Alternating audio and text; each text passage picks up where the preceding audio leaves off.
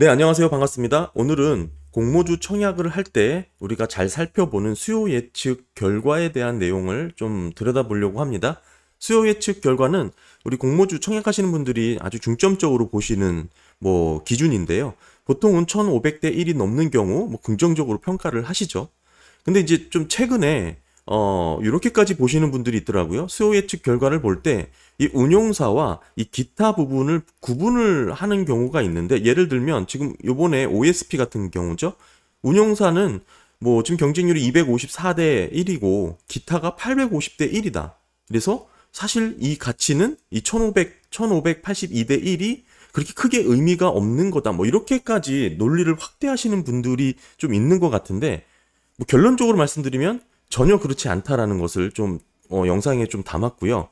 일단은 왜 그러냐면 기타라는 이름이 불분명하기 때문에 상대적으로 조금 평가절하하는 게 아닌가 싶은 생각을 좀 갖고 있고요. 실질적으로 이걸 확인하는 방법은 그렇게 어렵지 않습니다. 청약이 끝난 다음에 증권 발행 실적 보고서를 통해서 배정 현황을 비교해 보면 되겠죠? 어려운 부분이 아닌데 왜 이 기타라고 잡힌 이 경쟁률에 대해서 이렇게 평가 절하를 하는지 한번 지난 사례를 비교해 보면서 한번 살펴보도록 하겠습니다. 일단 OSP는 아직 청약이 끝나지 않았기 때문에 지난 기업 종목을 하나 살펴볼게요. 네, 가온칩스고요. 마찬가지로 최종 수요 예측 경쟁률은 1847대 1, 상당히 높았죠. 근데 운용사가 269, 기타가 900까지 나왔어요. 이걸 보고 기타? 이게 뭐지? 알 수 없는 물음표에 이런 기타가 높다. 이게 의심스럽다. 이렇게 해석하는 게 맞지 않다. 이거 한번 살펴보겠습니다. 가온치스.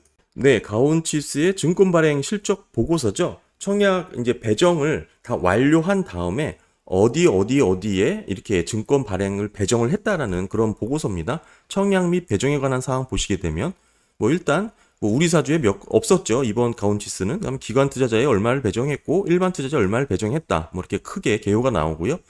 일반 투자자도 세부적으로 이렇게 청약 단위별로 이렇게 쫙 나열이 됩니다. 이제 우리가 확인해야 될 것은 이 기관 투자자가 되겠죠. 기관 투자자들한테 얼마를 배정했냐, 최종 수량을 가지고 수요 예측 수량과 비교를 하면 금방 나오겠죠, 계산이. 그래서 제가 정리를 했습니다. 보시게 되면 이 가온치스와 최근 몇 개 기업들을 랜덤으로 뽑아서 한번 쭉 비교를 했는데요. 하나하나 살펴보시면 아까 가온치스 얘기를 했었으니까요. 일단 운용사 기준으로 총 지금 신청 수량입니다. 투매 중개업자, 연기금, 은행 등등이고요. 이제 기타라고 하는 이 의문의 이 기관의 이제 신청 수량이고요. 이거는 해외 기관에 거래 실적이 있는 해외 기관, 없는 해외 기관입니다. 그래서 총 배정된 수량을 갖고 배정 비율을 한번 살펴봤는데, 중요한 것은 운용사가 당연히 높게 나오죠. 많이 신청을 했기 때문에 그렇긴 한데, 보시면 이 기타에 대한 배정 이 비율도 그렇게 적은 비율이 아닙니다. 투매업자나 연기금과 비슷한, 투매업자보다는 월등히 높고요. 연기금과 비슷한 수준 이라고 볼 수가 있겠죠. 운용사랑도 그렇게 큰 차이가 없는 것으로 나오고, 물론 이제 해외 기관들 중에서 거래 실적이 없는 기관들은 조금 제외를 해야 된다라는 그런 수치가 나왔죠. 다른 기업들도 한번 쭉 살펴보겠습니다.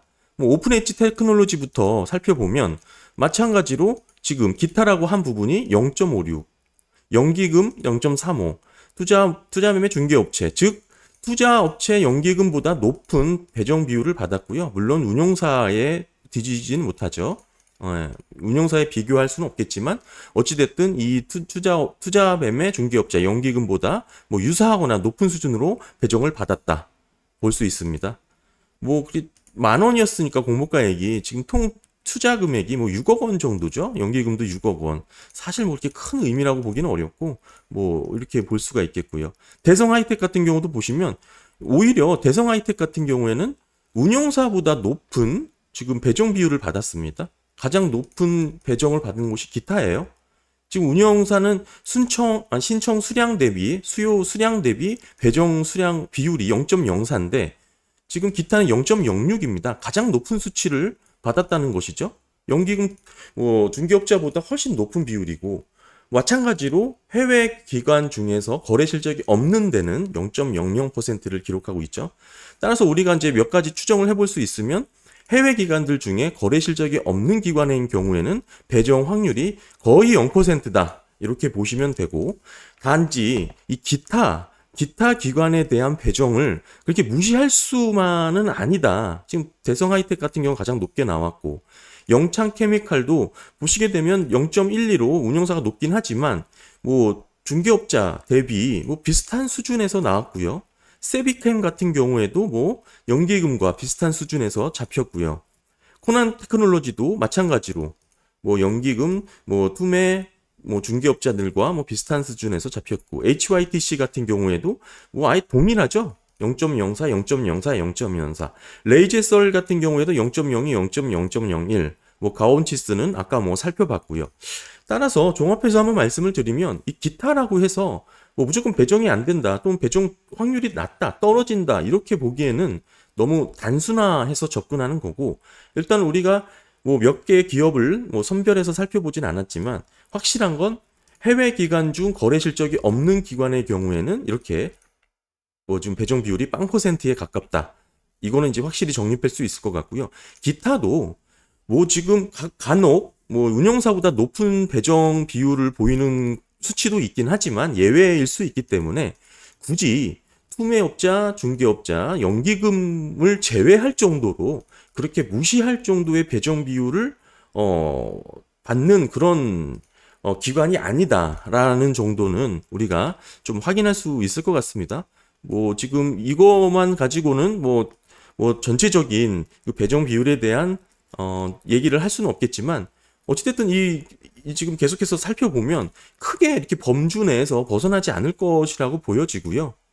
따라서 뭐 지금 기타 기관이라 그래서 경쟁률이 높다, 그래서 뭐 마냥 이 수치가 뭐 마냥 의심스럽다 이렇게 접근하는 것은 글쎄요, 뭐 이렇게 바람직한 접근은 아니다라고 보여지고, 정리해서 말씀드리면 거래 실적 없는 부분, 요 부분은 당연히 신경 쓰시면 안 되고, 근데 사실 미비하죠, 대부분.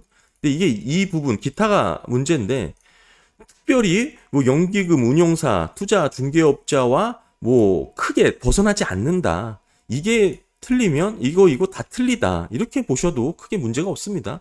뭐 물론 대빵은 운영사가 되겠죠. 하지만 뭐 기타라고 해서 그렇게 무시할 정도의 이제 경쟁률, 뭐 마냥 이 최종 경쟁률을 끌어올리기 위한 뭐 허수, 이렇게만 접근하기에는 좀 억울한 측면이 있다. 뭐 이렇게 좀 정리를 할 수 있을 것 같습니다. 뭐 앞으로 수요 예측 결과 보실 때 한번 참고하시고 유념해서 잘 비교해 보시면 좋을 것 같습니다. 감사합니다.